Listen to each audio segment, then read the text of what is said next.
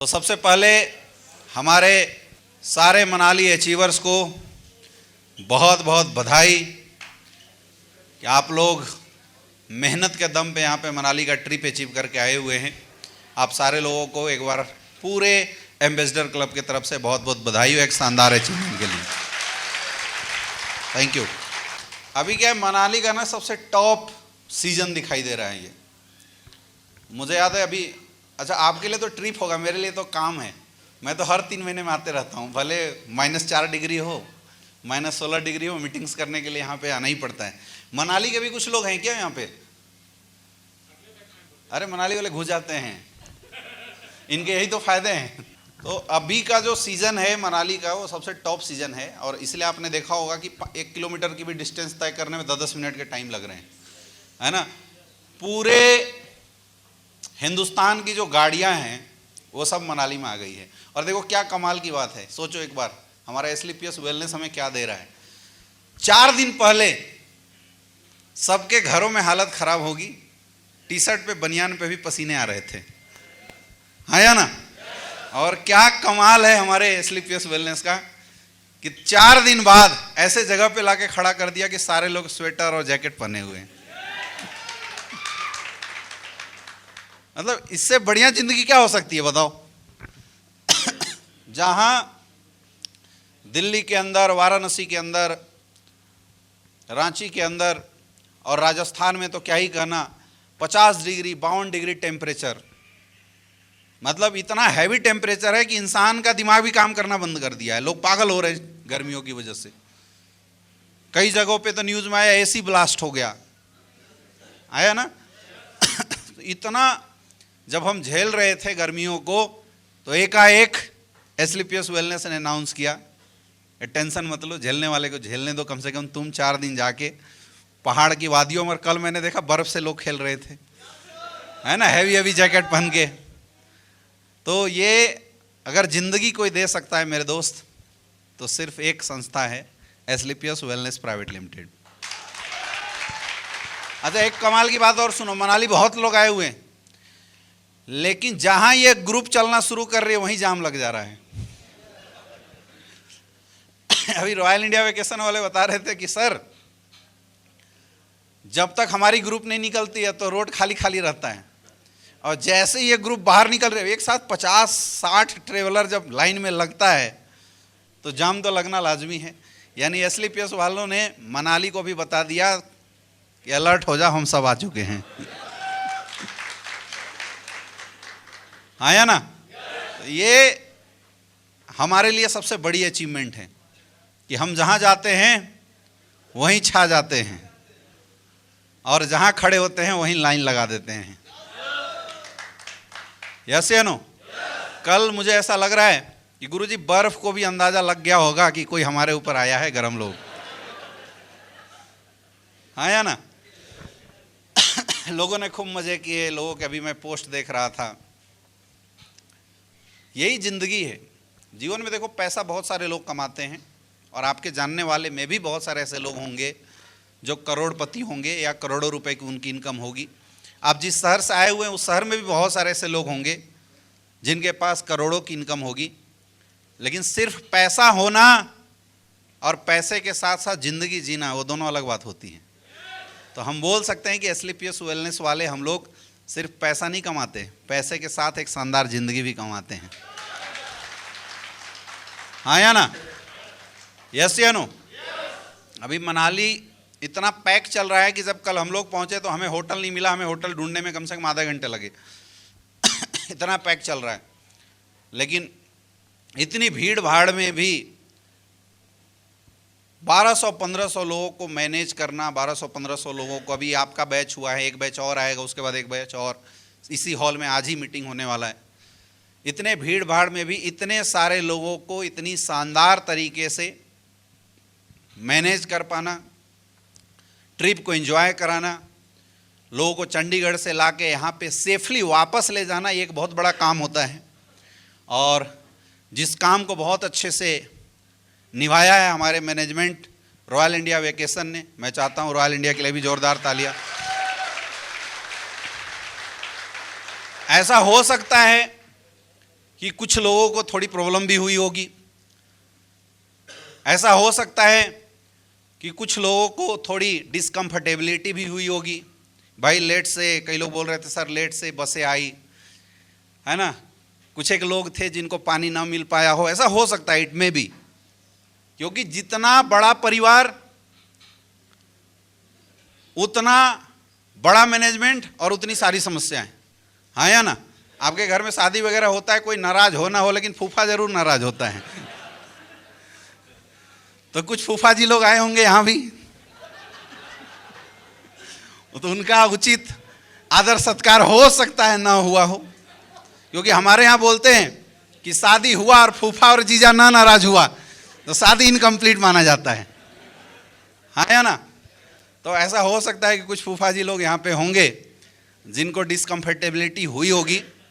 लेकिन मेरे दोस्त, वो डिस्कम्फर्टेबिलिटी इस बात की ओर इशारा करता है कि आपका फोकस क्या है, आप क्या देख रहे हैं। क्योंकि अक्सर इंसान की हैबिट होती है, जिन चीज़ों पे हम फोकस करते हैं ना, हमें वही दिखाई देता है। अगर आप अपने जीवन में किसी एक चीज़ के प्रति निगेटिविटी सोचना शुरू कर दो तो उससे कनेक्टेड निगेटिविटी अपने आप आने लग जाती है। और वही अगर आप अपने माइंड में पॉजिटिविटी को लेकर रखते हैं तो छोटी छोटी निगेटिविटी उस पॉजिटिविटी के तले दब जाती है। आपने अक्सर देखा होगा, कभी अगर आपकी अपनी बीवी से झगड़े हो जाएं, अपने भाई से झगड़े हो जाएं, तो उसकी छोटी छोटी हरकत में भी आपको गलतियां दिखने लग जाती हैं। ऐसा होता है नहीं होता है? ऐसा होता है, इंसान है, इंसान का नेचर ही ऐसा होता है।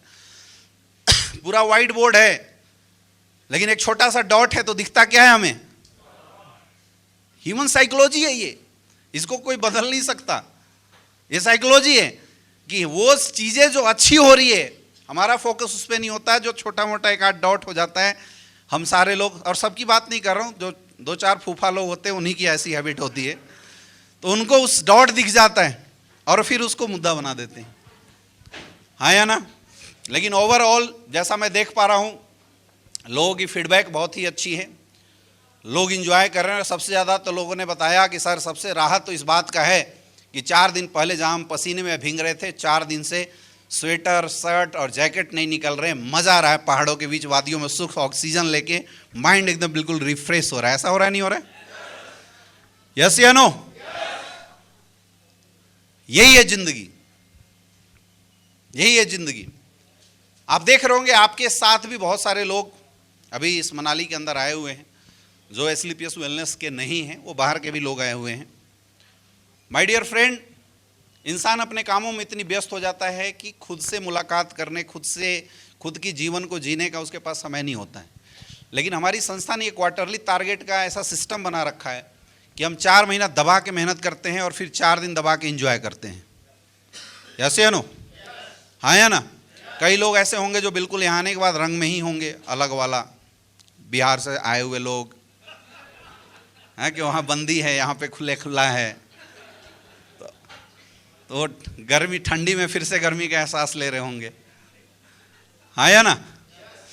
तो ये भी एक लाइफ का पार्ट है, सबकी जीवन जीने की अलग अलग तरीके हैं। किसी को बर्फ में मज़ा आया, किसी को गाड़ी में बैठ के मज़ा आया, किसी को सुबह का ब्रेकफास्ट खा के ही मज़ा आ रहा होगा, और किसी को फ़ोटो खिंचवा के मज़ा आ रहा होगा। लेकिन चाहे मज़ा आए, कैसे भी मज़े लेने चाहिए। और जिनको समस्या, दिक्कत ढूंढना है, उनके लिए हमेशा समस्याओं और दिक्कतों का अपार संभावनाएं बनी हुई हैं। एक बार क्या था, एक इंसान था और बड़ा सीधा साधा इंसान था। पढ़ने लिखने के बाद उसने नौकरी करी और बड़े आराम से सुबह उठता था, तैयार होता था, अपनी जॉब पे जाता था, फिर टाइम पे अपनी गाड़ी से जॉब से अंदर आता था। उसकी लाइफ बड़ी मस्त चल रही थी। एक बार क्या था, वो रात को बारिश हो रही थी और रात को वापस आ रहा था अपनी गाड़ी लेके, तो रास्ते में उसने देखा कि एक ऑटो खड़ा है, सुनसान जगह था, वहाँ पे एक ऑटो खड़ा है और उस ऑटो में एक औरत जोर जोर से चिल्ला रही है, जोर जोर से आवाज़ कर रही है। उसने सोचा यार इसकी मदद कर देते हैं। वो गया तो देखा ऑटो वाला बिल्कुल परेशान था, अंदर एक औरत थी और वो प्रेग्नेंट थी and she is about to deliver their baby. उसकी डिलीवरी होने वाली थी, वैसा कंडीशन में थी और वो जोर जोर से चिल्ला रही थी। तो उसने पूछा भाई साहब क्या हो गया? बोला भाई साहब वो मैडम को मैं अकेले लेके आ रहा था और बीच में ऑटो खराब हो गया, इनको भर्ती करना बड़ा जरूरी है, तो क्या आप मेरी मदद कर देंगे क्या? तो वो बड़ा सज्जन इंसान था, उसके जीवन बढ़िया मस्त चल रही थी, जीवन में कोई दिक्कतें कोई समस्याएं थी नहीं उसकी लाइफ में। उसने सोचा चलो मदद कर देते हैं, थोड़ा लेट हो जाएगा। उसने अपनी गाड़ी में उस औरत को बैठाया और वो इतना चिल्ला रही थी, उसके पास पूछने का टाइम नहीं मिला कि भाई तुम कहाँ से हो, कौन है तुम्हारे गार्जियन, कौन है हस्बैंड, कौन है माता पिता, कुछ भी टाइम मिला नहीं। वो उठा के उनको लेके चला जाता है, हॉस्पिटल में भर्ती कर देता है। और बिल्कुल पीक सीजन था, लास्ट टाइम था।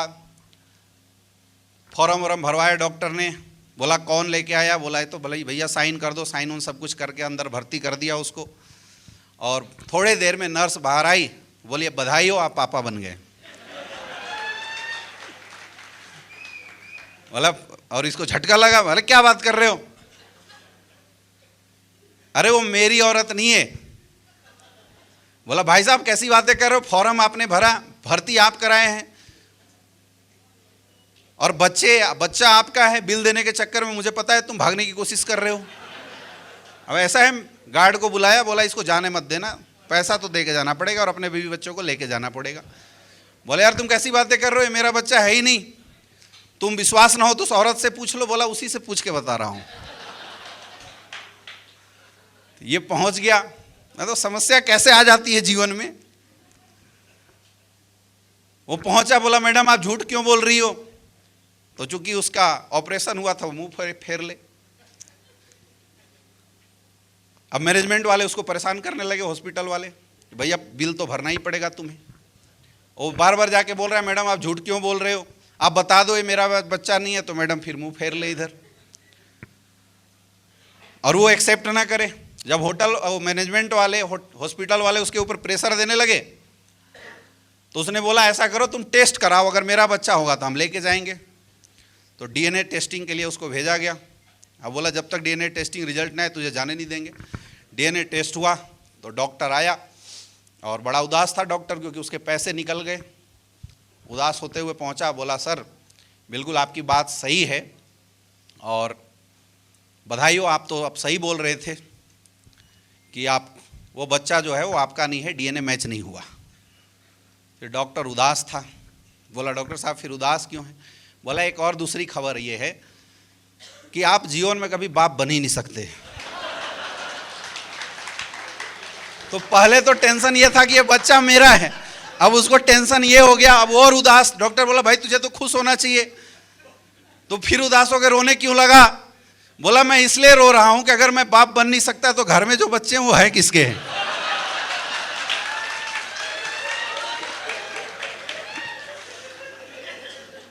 तो समस्याएं जीवन में कब कहां से कैसे एंट्री कर जाए ये किसी को पता? इसीलिए समस्याओं पे सर मत मारो, जो जिंदगी मिला है, जो क्षण मिला है उस क्षण को एंजॉय करो। ये बातें मैं उन फूफा लोगों के लिए बोल रहा हूं। इतना हसीन मौसम है, इतना शानदार वादियां हैं, इतना शानदार ट्रिप है, इतने सारे लोग हैं, इतने बड़े बड़े अचीवर्स हैं, इतने बड़े बड़े लीडर्स हैं। आप मुझे बताइए हमारा फोकस कहां होना चाहिए, इस ट्रिप को एंजॉय करने में या इस ट्रिप की कमियों में? करोगे? अभी कल तक मौका मिले निकल जाना, आज रात तक फुल यहाँ की वादियों को समेट के जाओ, इतना ऑक्सीजन लेके जाओ कि जाने के बाद माइंड भी जब काम करे एकदम बिल्कुल फ्रेश। अच्छा एक चीज आपने महसूस किया होगा, आप 2 दिन से मनाली में हैं, आपकी नींद बहुत जल्दी पूरी हो जा रही होगी। हो रहा है ऐसा? हाँ, मैं भी कल आया हूं, लेकिन सुबह मतलब बिल्कुल 5 घंटा 4 घंटा सोने के बाद भी ऐसा बिल्कुल फ्रेश लग रहा है कि अब मन करता है बस दौड़े। ऐसा लग रहा है नहीं लग रहा है? क्यों? क्योंकि यहाँ का ऑक्सीजन लेवल बहुत अच्छा होता है, और जब ऑक्सीजन लेवल हमारे माइंड को मिलता है तो हमारी माइंड एक्टिव हो जाती है, हमारा बॉडी बिल्कुल एक्टिव हो जाता है, और हमारे माइंड की सोचने समझने की क्षमता भी बहुत अच्छी हो जाती है। अगर किसी की काउंसलिंग करनी हो अपनी डाउनलाइन की, तो मनाली से बेस्ट कुछ नहीं हो सकता। जाने से पहले काउंसलिंग करके ही भेजना, मेरे तरफ से एक एडवाइस है। कर सकते हैं? कर सकते हैं? तो फुल एंजॉय कीजिए, हमें मौका मिला है, और ये मौका ऐसी यूं ही नहीं मिला है माय डियर फ्रेंड। ये मौका इसलिए मिला है क्योंकि इस मौके को हम जीत के आए हैं। कैसे आए हैं? जीत के आए हैं। बेचारा रॉयल इंडिया वेकेशन का मैनेजमेंट हर बार फेल हो जाता है। रॉयल इंडिया वेकेशन ने सोचा था लोग आएंगे 900, यहां लोग पहुंच गए 1200। बताओ 300 एक्स्ट्रा मैनेजमेंट कहां से करेगा कोई भी, और वो भी उस टाइम में, उस समय में जब पूरा मनाली पैक चल रहा हो, कहां से करेगा। लेकिन फिर भी ऐसे कंडीशन में भी शायद यहां कोई सिंगल ऐसा इंसान नहीं है जिसने अपने घर परिवार से किसी को एक्स्ट्रा लेके आ गया हो और रॉयल इंडिया ने बोला हो इसको वापस लेके चला जाओ, मैं मैनेजमेंट नहीं दे सकता। किसी को भेजा क्या? तो यार एक जोरदार तालियां उनके लिए भी बजा दो।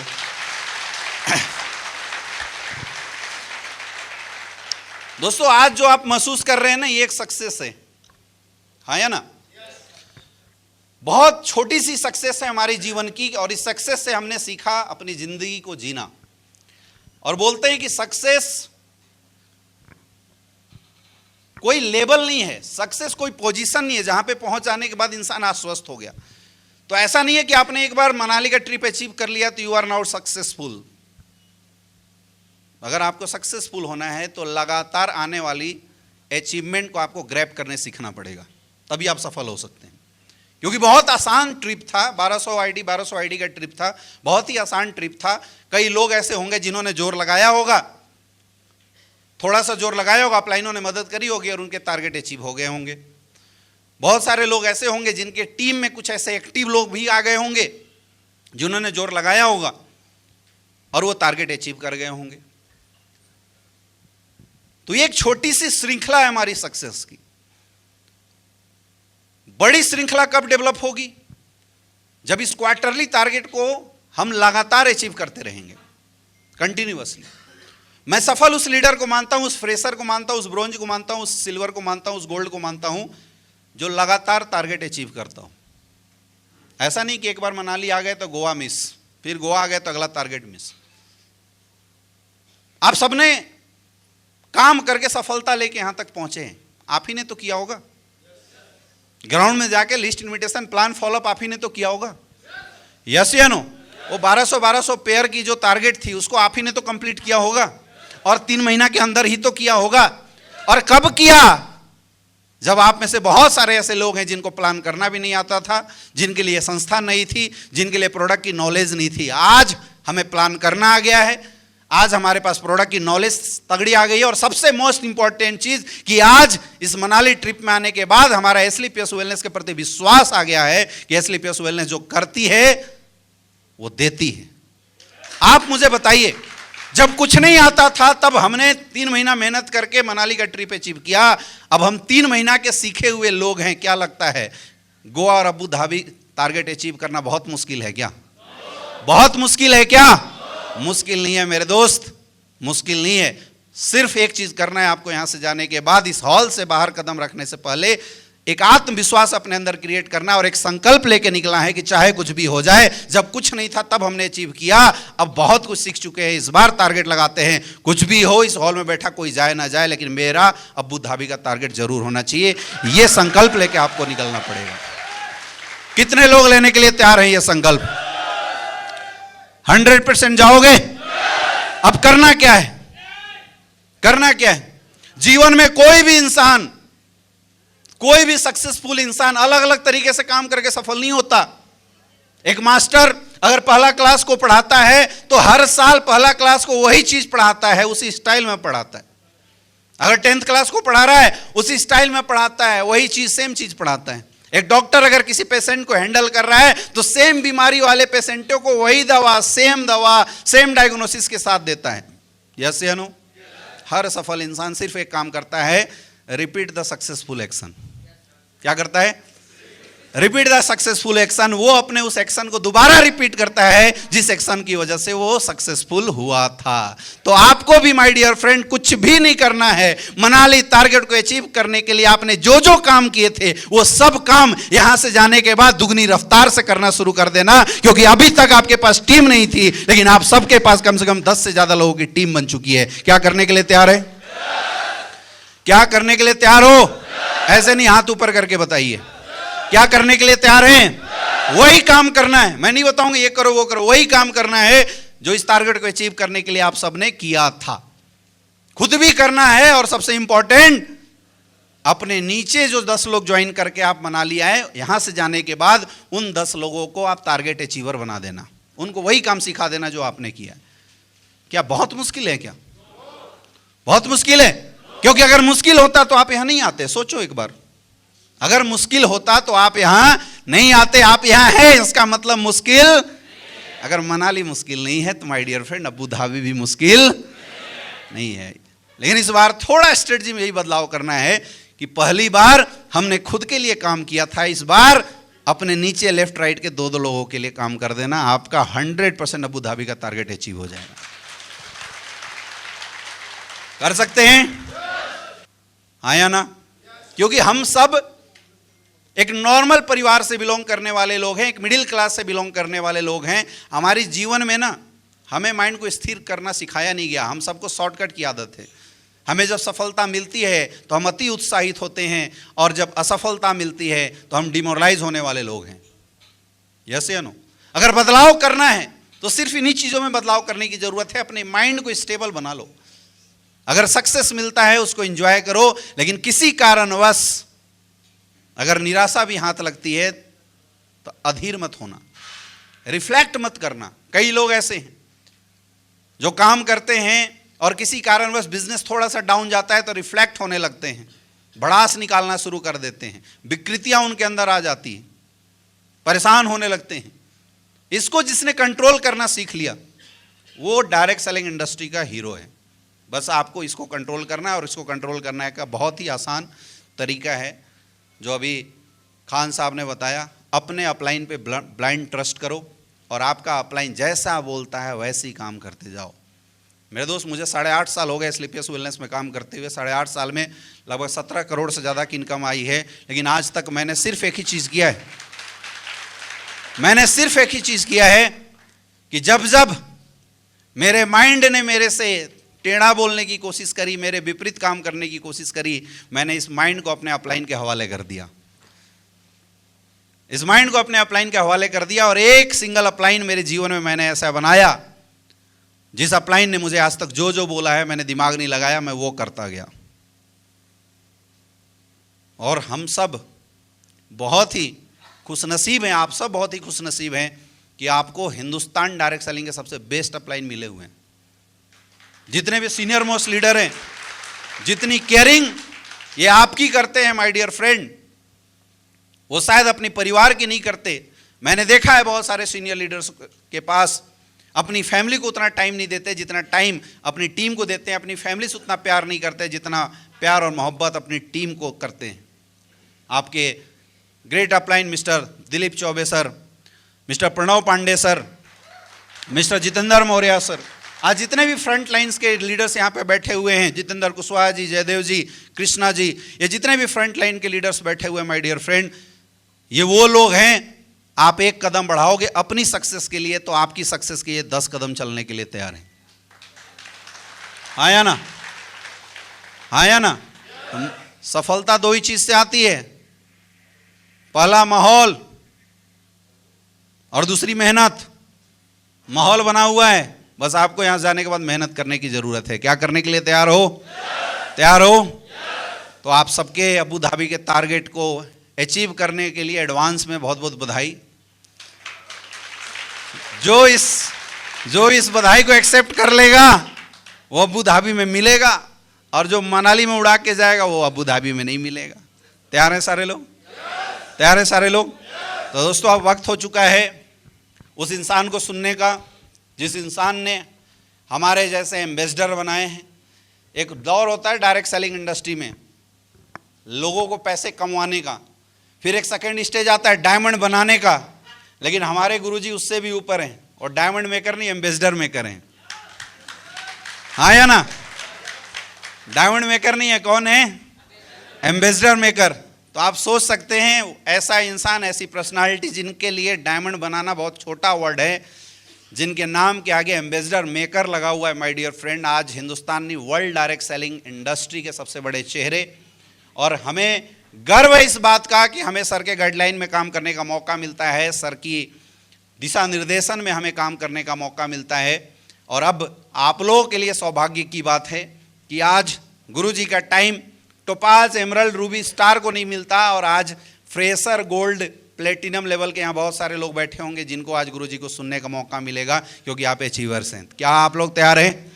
तो मैं चाहता हूं दोस्तों सर को यहाँ पे स्टेज पे कॉल करना, लेकिन उसके लिए आप सारे लोगों से रिक्वेस्ट है अपने अपने जगह पे खड़े होकर एक जोरदार और शानदार तालियों के साथ, so please welcome on the stage mister Shiv Kumar sir. एक जोर